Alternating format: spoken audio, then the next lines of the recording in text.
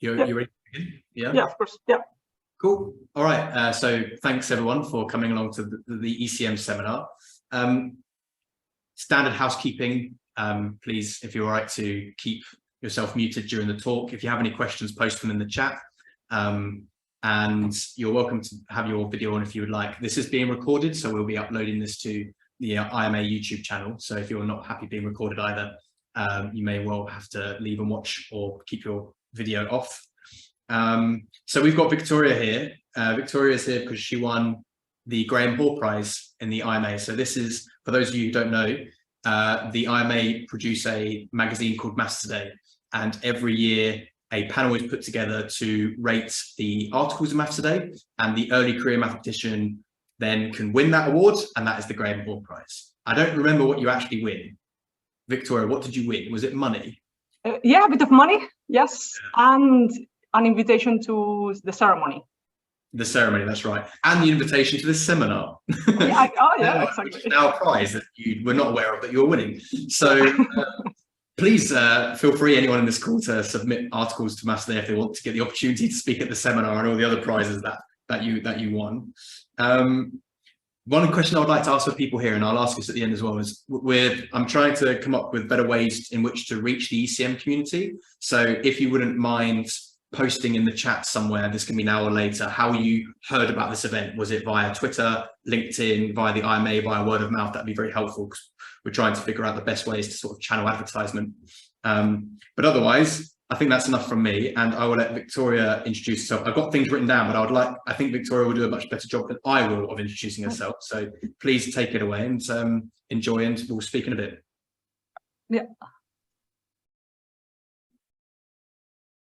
So can everyone see my slides? All good? Yeah, brilliant, thanks. So yeah, hi everyone, I'm Victoria. Thanks to James for inviting me today. And today I'm going to tell you the story of how math helped me to annoy my insurance company. But first, yeah, I will give a bit of context. Well, first, let me.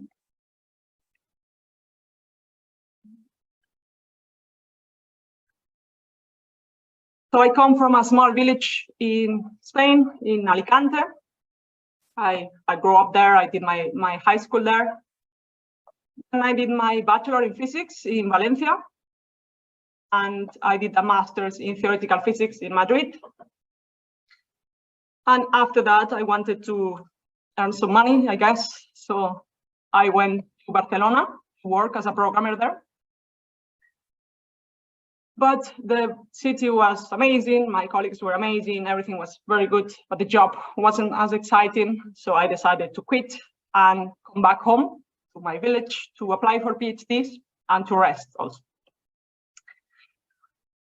And eventually I got a scholarship and I moved to Ireland, to Galway, where I am doing a PhD in quantum games. My supervisor is Michael McGettrick. So maybe you have heard of Galway because there's a very famous song called Galway Girl by Ed Sheeran in 2017. And if you want to have some flavor of the city, if you haven't been, check out the video because it was shot there. So you see that everything there, it's Galway. They didn't show the rain, but that's another story. So this is a version. The original one was by Steve Earle.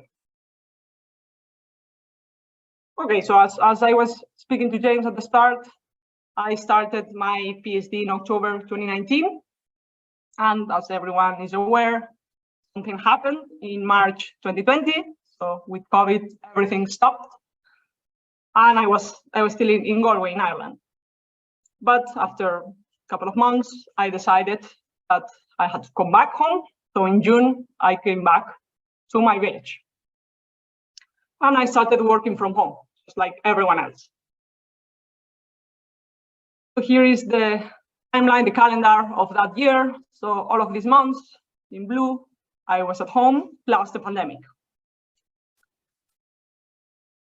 And something happened the night of the 11th of December 2020, so be in this night. So what happened is that it was a very, very windy night, super windy. And this is a picture of my home outside. This is the blind, and the wind was shaking this blind like crazy. Here is another picture, so you see that some of the slats were detached. This is after cleaning up, really. There were more slats detached. The blind was relatively young. It was 6 months old. And it's not a very cheap or very light blind. It weighs around 9 kilos or 20 pounds. And what happened is that when the slats were detached, the hooks were exposed. So these are the hooks. But the wind keeps shaking the blind. This is the situation, and this car happens to be my mom's car, which was parked in front. So this picture is from hours after what happened. And this is what the hooks did to the car. So you can see all of the scratches, all of them. It was just crazy, full of scratches. And not only on the bodywork, work of the car. They even reach, I don't know if you can see very clearly, but it even reached the windscreen. It was just full of scratches. Not a very pleasant thing to wake up to.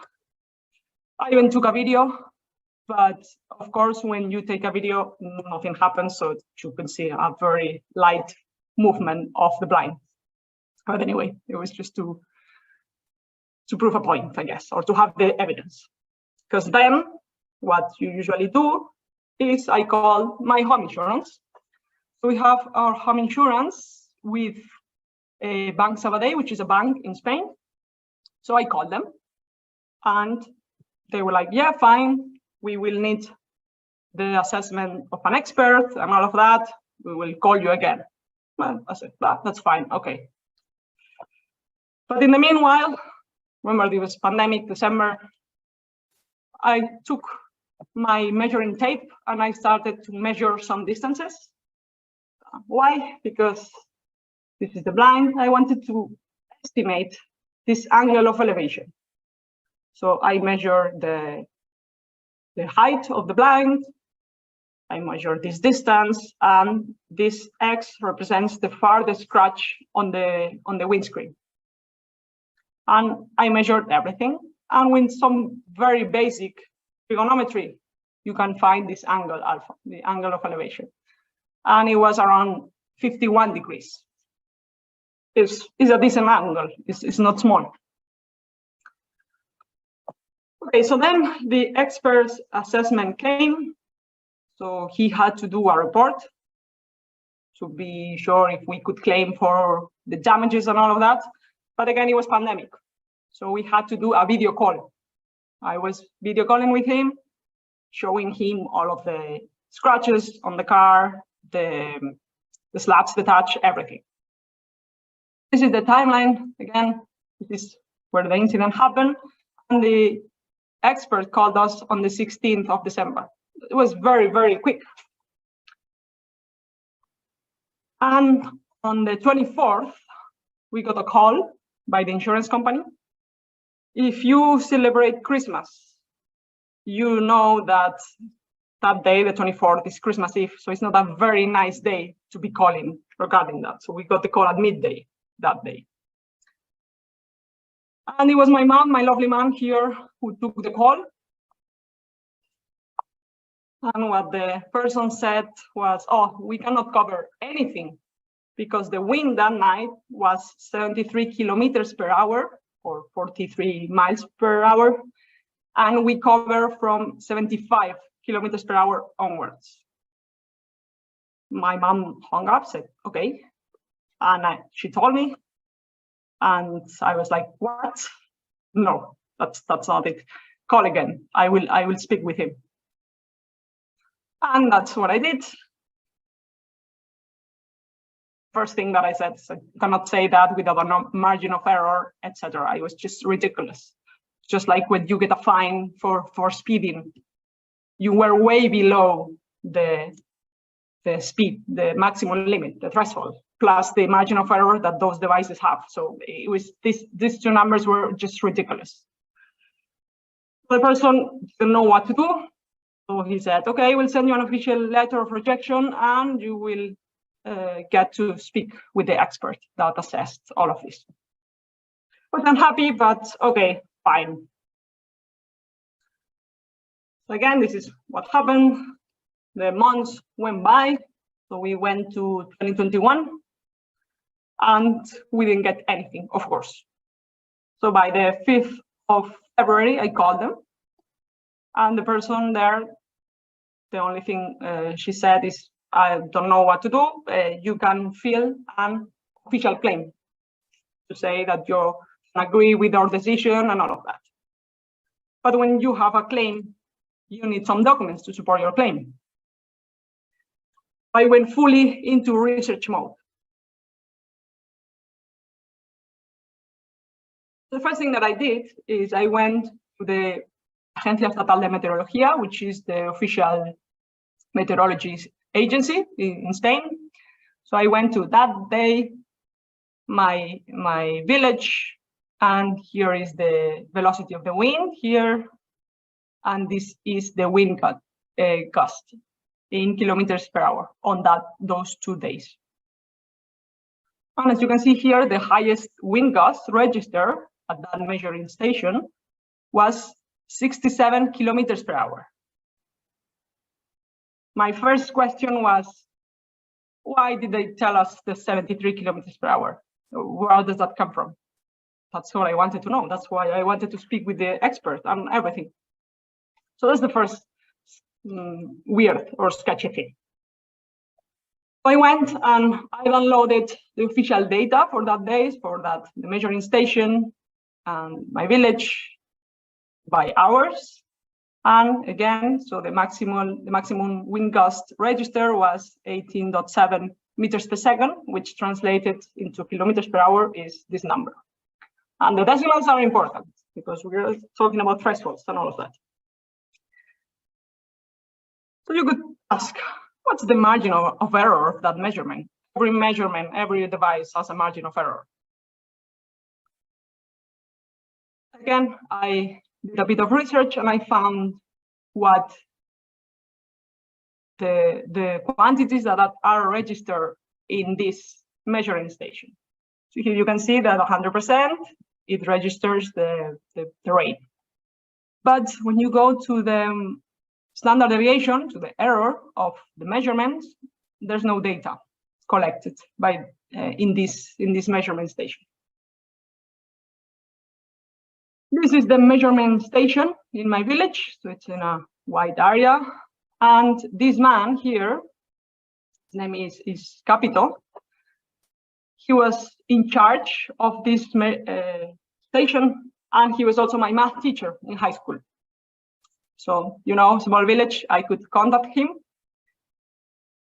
And I wanted to know which type of anemometer. Anemometer is the device used to measure the wind. So I wanted to know which type was installed at the measurement station to go to the manufacturer and check if there were some specifications, some errors, some uncertainties and all of that. But to be honest, he didn't remember. But he pointed me, he gave me some contacts to the agency of Agencia Estatal de Meteorología in Spain. I called them, they didn't get my phone, so I emailed them. I sent them an email. And this is the answer that I got, it's in Spanish. So I wanted to know the standard deviation of the wind. And what they said is, oh, the wind is not uniform. It varies according to the altitude, orography, orientation, so that you have certain speed in a certain area doesn't mean that that speed was everywhere, all of that. And they offer have a study of the zone to see if the threshold was reached or not, but you had to pay 76 euros. I said, no, thanks. So then I went to my circle of friends. Here are my physicist friends from my bachelor. And this man here, His name is Jaume Ramon Gamon, and at the time he was doing a PhD in meteorology. Here is the title of his thesis: so high quality observations for improved seasonal predictions, implications for the wind energy sector. He was working with wind data. I knew that. So I asked him, of course, and he said, look, in exposed zones on the outskirts of a city, the wind could have been by far stronger than that 67 kilometers per hour that they told you. And again, I was asking him about the uncertainty in measuring wind speeds. And he pointed me to check a report by the World Meteorological Organization. So there I went. So I went to this book, Guide to Instruments and Methods of Observation. This is the latest edition, but I checked the one of 2018, I think it was. And if you go to page 207, it says something like this. So a required measurement uncertainty for horizontal speeds of 0.5 meters per second, below 5 meters. So that means that when the wind is below 5 meters per second, the uncertainty should be around 0.5. And it should be better uncertainty than 10% when it is above 5 meters per second. Okay, so I took my official data and I applied the highest value of the uncertainty, because since I didn't have means to find out, I will apply the highest value. So you take value and then you apply the 10%. So here is the measurement at the measurement station, the wind. So if you apply you add to this value the plus or the minus, so the wind could have been more or less estimated between 74 and 60. But again, this was at the measurement station. It was not at my place. And as my friend said, in exposed zones on the outskirts, and my home is actually in a there's open fields and buildings. So the wind, of course, is very different. So remember that I computed the angle, this angle here before, super easy, but you can go a bit further with that. So you could try to estimate the force. So here is, again, so this is the blind, this is the car, this is the farthest scratch. See, okay. So this is the farthest scratch. And let me remind you about the torque. So the torque of a force is a vector, and yeah, so it is the cross product. It is the force acting, and this is the vector from an origin O to R, to a point R when the force is acting. So the torque is this cross product between these two vectors. So in the case of I was treating just with the blind, the forces are just gravity here, perpendicular, and the force of the wind. And you can in a very approximate way, you can draw all of the forces. So this would be the force of the wind when it produces the farthest scratch. Then we have gravity. Then I took the origin to be the origin for the torque to be this point, which is the top of the blind, where the kind of rotation was produced. So you have the vector R of the wind, and then the vector of the center of mass, where gravity is acting. So in a static situation, I mean, when things are not moving, the sum of all of the torques should be 0. And on the blind, you can apply that because we are taking just a static picture of the moment at which the farthest scratch was produced. So in that exact moment, things are not moving. That means that this relation should hold. So after doing the cross product and all of that, we have this very simple equation where all of the things are numbers. So we have here the position of the center of mass, the mass of the blind, gravity, the sign of the angle of alpha, minus the position of the r of the wind, here times the force of the wind, the modulus. So from this very simple equation, you can obtain the force of the wind like that. For the position of the center of mass, we can estimate it to be half of the blind. It's okay, it's an estimation, so we could have half of this length, this full length. And the position of the wind, the force of the wind, so it would be the full length of the blind, which is 260 meters. And the angle was computed before. So if you plug these values, you have a force of 36.17 newtons. Yeah, but that's a force. It's not very revealing on how strong the wind was or something. But we can try to estimate the velocity of the wind. How? We can use this very simple formula that relates pressure, which is force over area. And for fluids, the pressure is 1/2 of the density times the velocity squared of the fluid. So if you combine these two equations, what you get is a very simple expression to compute the velocity of the wind. Has 2 times the force of the wind, which is what we got, the density times the area. So the air density is approximately this value. It varies not so much. And this area is the area, the surface of contact.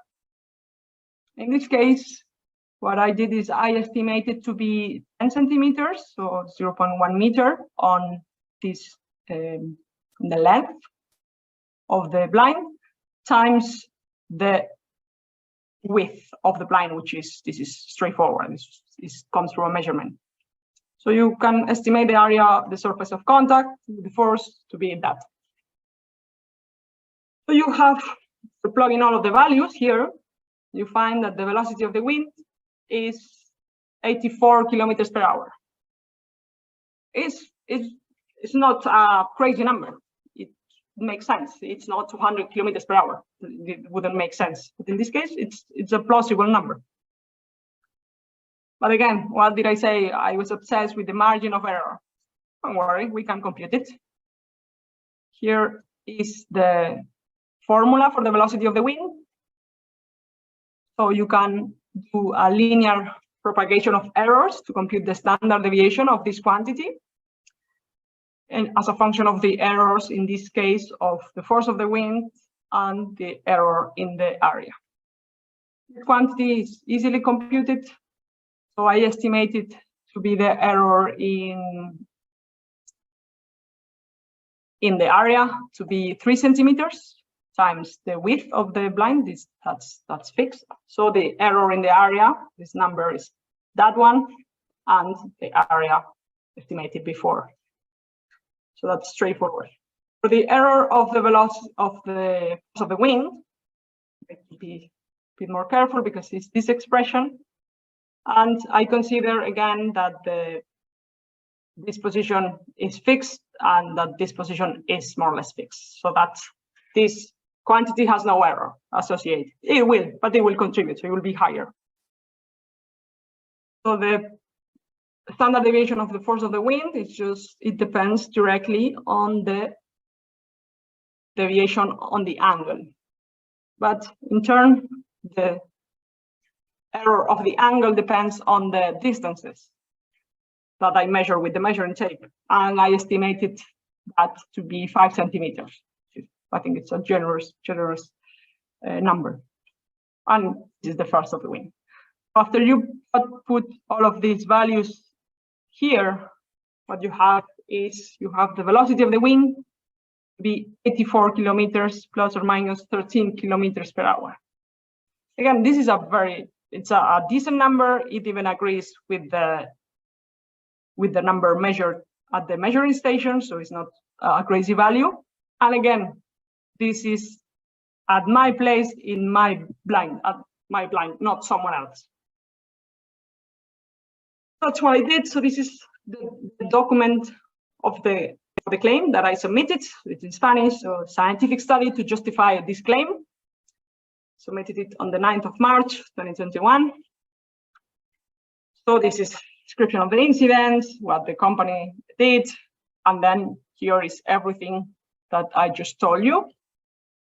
I even added some section on the Venturi effect to say, look, the wind varies a lot, and especially when you have buildings and changes in the width of recipients and or of anything you have here.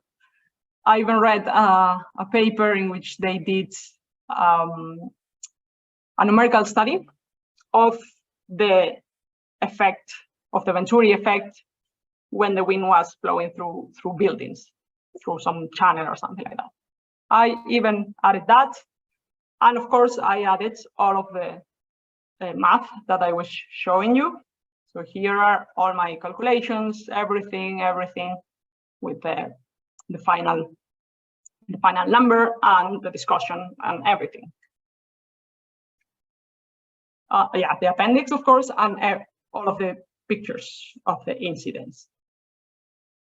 So again, this is the timeline. This is December, where everything happened. Then the claim, the 5th of February, and on the 9th, I submitted the document for the claim.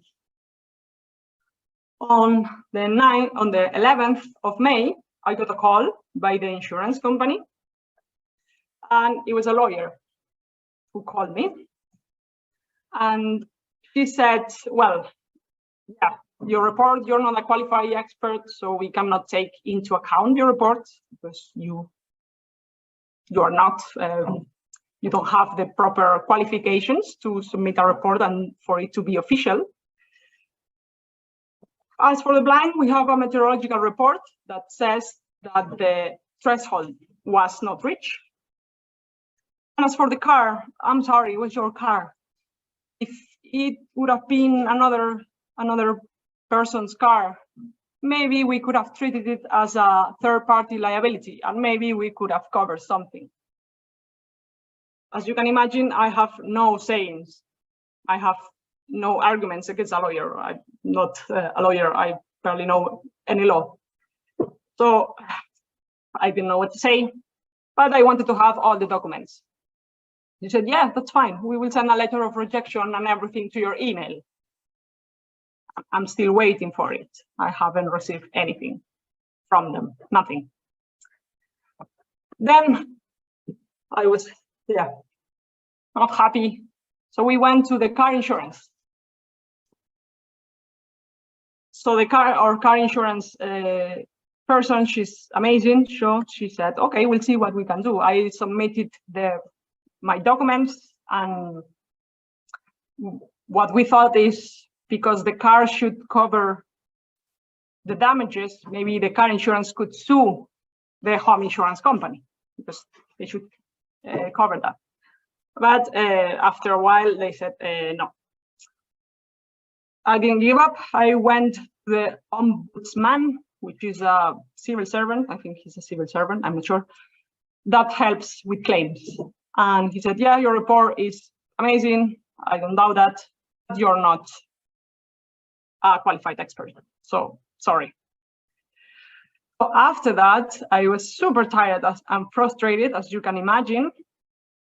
It was just, so this is the timeline of what happened. So again, in December happened, then I called them, I submitted the documents for the claim, then I got the call, and then I was speaking with the car insurance and the ombudsman for that long. And nothing was coming out of that. So then it was August 2021. I had my vaccine. I was coming back to Galway for the first time since more than a year. So I decided to finally let it go. But in the meantime, I translated the document that I sent to the insurance company to English, and I uploaded it to my ResearchGate, and it had a fair amount of reads. People were interested in. So I said, okay, maybe people like that. So in June 2022, I submitted a short version, not the full version, a short version to the Graham Hoare Prize, and I won, and that's why I'm here. So this is what James was mentioning. So I got invited to the official to an official meeting in London. It was very nice. And in December 2022, my article, this is the short version, was published in Mathematics Today, and it's also available online if you want to check it out. That's everything. But first, I would like to thank my mom for putting up with me during that crazy time of pandemic, plus my obsession to take down the insurance company, which it didn't end well. Well, at least it did, right? Got the consolation prize, I guess. So that's everything, but I'm sorry, I cannot end a presentation without telling a joke. That's what I do. So why did the mathematician spill her food in the oven? The directions of the recipe said, put it in the oven at 180 degrees. Okay, so yeah, that's everything. Thanks for listening, and I will happily take any questions you may have. Thanks. Maybe I'll stop sharing. Well, I don't know if I can say anything about that joke. That's fantastic. Well, apart from the fact I'm going to steal it. You should. It's the best one I have, not by me, but yeah. So, any questions? So Lance has put one in, and I had the same question. What constitutes an expert in this setting? Yeah. So apparently, I think there's a degree that you are qualified to assess damages and assess things.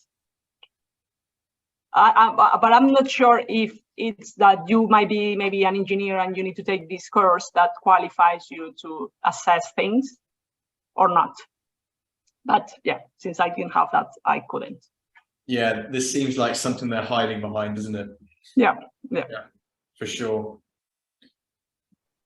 Okay, so I mean, the number of reads is fantastic. Has anyone reached out to you about it at all? No, I don't think so. No. It was funny because I had a paper published like proper like math, and it has this got way more reads in.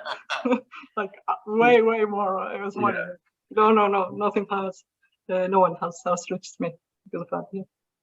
So we've got a couple of questions in the chat. So I've got a few as well, but I'm gonna let people in the chat. So Chris, I don't know if you want to come in and ask your question yourself, or I'm happy to read on if you want. Hello, can you hear me? Yeah. Yep. Hello. Yeah, I was just wondering, now that your paper is actually now published, could it be? They probably wouldn't, but could you make an argument that it is now an official report, as it is an academically published paper in an academic publication? Yeah, that could be it. Yeah, but probably legal people say no, you don't have that title in your CV. No, you don't have it. But yeah, I mean, someone when I was at the presidential address, they told me, no, come on, now it has been checked by the mathematical community and all of that. Well, how come you're not an expert? Yeah, but lawyers probably. But yeah, I don't know. Yeah. Well, maybe what they mean is it's not their experts that have exactly. That's the problem you're up against, isn't it? Yeah. The IMA can form a lobbying group now to take on insurance companies. So the strategic review is coming up soon, and maybe the IMA is going to take a different direction and start lobbying insurance companies. Yeah. Leave it with us. Let's see what we can do. Yes. Yeah. Thanks. So Jacob, do you want to come in and ask your question as well? This is a good one.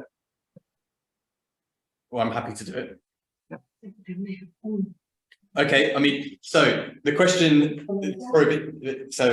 but yeah, have you thought about taking legal action now, or like taking it to small claims court or something? Yeah, it's no, not really. I mean, it was when I had a bit of the energy to do it, was when I was in the middle of a pandemic. About everything again, it was even hard because legal systems, they couldn't go to work, so it was. And it would probably be super expensive Mm. So I would rather I would use the money that I got for the prize to just change the blind. So it's still in my mind after when I was preparing this presentation, saying I'm taking them down. I'm gonna send emails to every television, to all of this, everything. But I said, okay, wait, you need to focus on other things. You possibly can from the PR front, like if a television takes on this, and there's a published article and a prize behind this story. Again, exactly. Public shaming is the worst shaming. So yeah, that's true. Yeah, I mean, also we're neglecting here your cost of your time, like that the report being compiled over a couple of months, and you obviously think about it a lot. And what I imagine they'll do is just have a look at it and be like, nah. So all that time you spent building that report and all the maths, they'll just be like, nah. So is it worth? Probably not. I mean, it feels worth in the sense of justice, but we're already overworked. So definitely. So I've got a sort of a maths question. So could you explain a bit about this error propagation step? So come up with the idea, and how did you come up with the equations, and like what was the logic there? Yeah. So in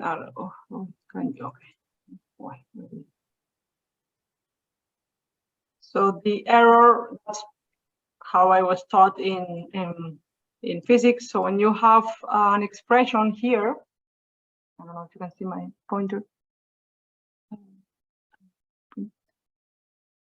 Oh, it's super small. So yeah, when you have this expression, and you consider that only those two quantities have errors, what you do, it is the derivative of this quantity with respect to f of the wind squared, kind of times the error. So it's kind of some derivative of the quantities. So it will be the derivative of the square root of this, and then squared. And the sum of everything, square root, and the sum of all of the quantities. So if I had considered also the error of the density, so you would have another term with the derivative of that expression times the error. So, and again, this error here, I consider this to be constant, but of course there's error there. So the error would be even higher, which it makes sense because I'm estimating lots of things. But yeah, so that's basically derivatives and all of that.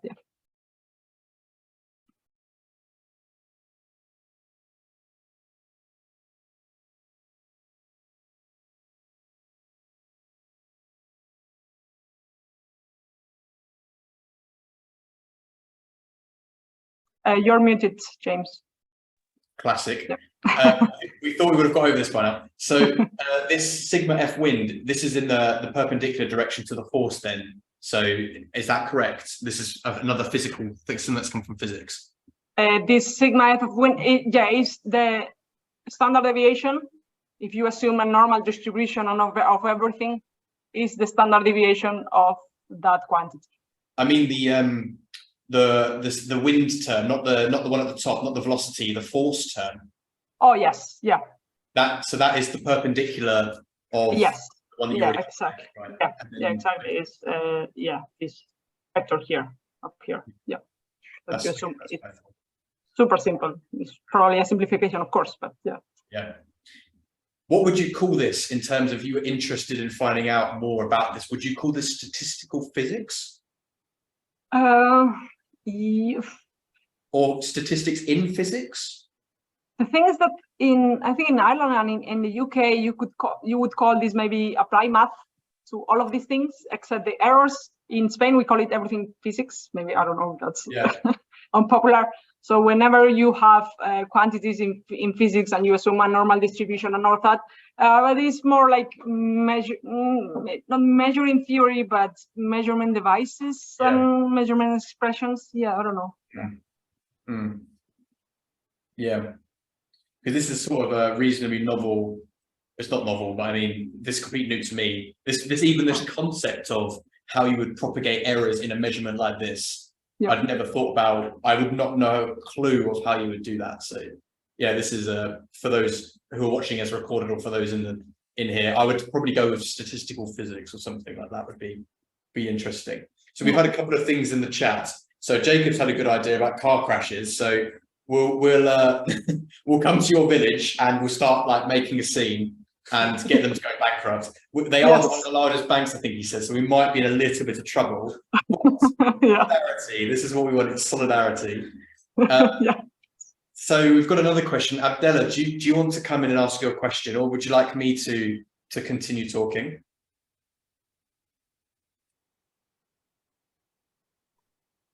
I can continue then, I think.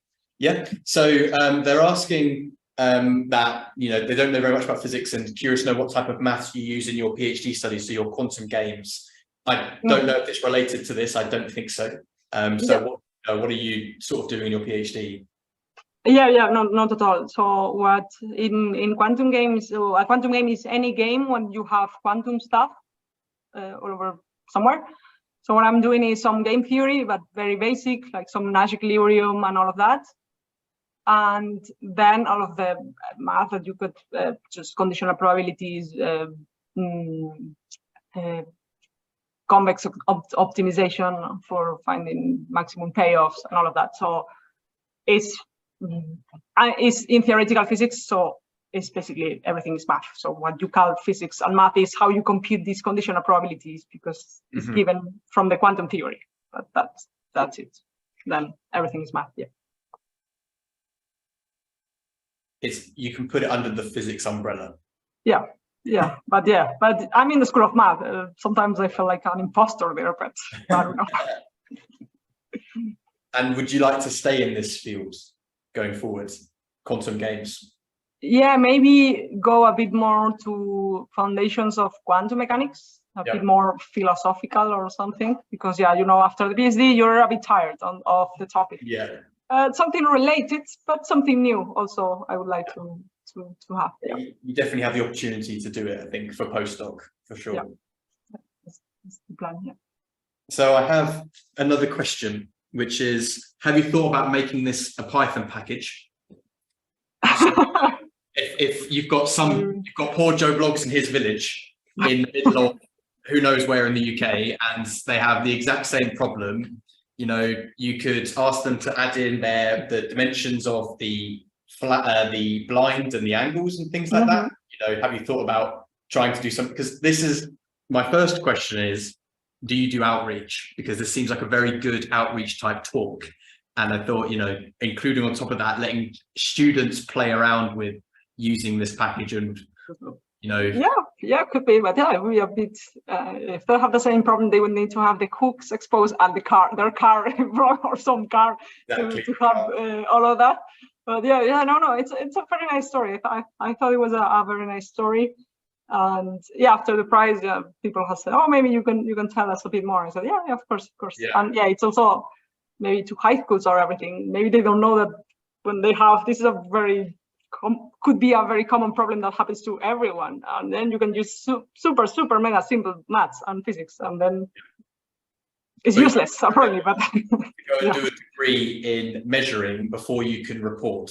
So you need to pay, gone £30,000, but then you get those insurance claims. So there is a profit to be made. Yeah, and probably what you learned there, it would be less strict or less mathematically correct than maybe this one. Yeah. So that's all my questions. So does anyone else have any questions? So Lance, you have a point about resonance. I just saw in the chat. I don't know if you want to come in and say something about that.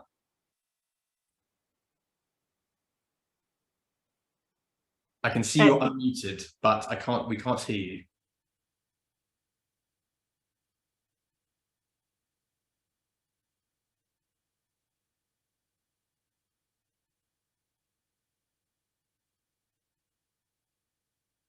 I would happily ask the question, but I don't know what resonance is.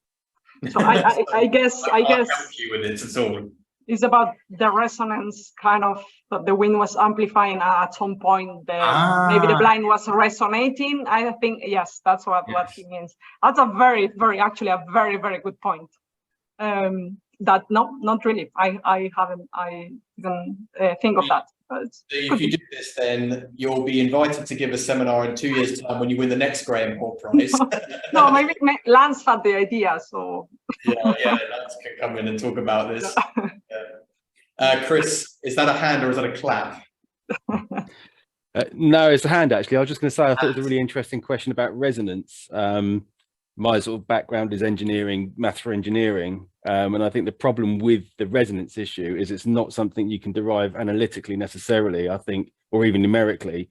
That will come from empirical evidence, wind tunnel testing. You need to know material properties that I don't think you could calculate, to be honest. Could you just approximate that to make your life easier? Oh, you'd have to have a very simplified model. You know, sort of the stiffness of the blind, the materials it was made out of, the weight, the density, all that kind of stuff. You could probably come up with a very simplified model. But again, what you're up against with an insurance company, they probably wouldn't have accepted it. I mean, even with empirical testing, you know, I think even if you put it in a wind tunnel and come up with that kind of evidence, you'd probably still find they'd have a loophole and a way out of it. So, yeah. So, are there any more questions? And before everyone goes, please do pop in the chat how you found out about this event. It'll be helpful for us, but no pressure or anything. But yeah, any other questions? If not, then you're all welcome to continue on with your hopefully sunny Thursday.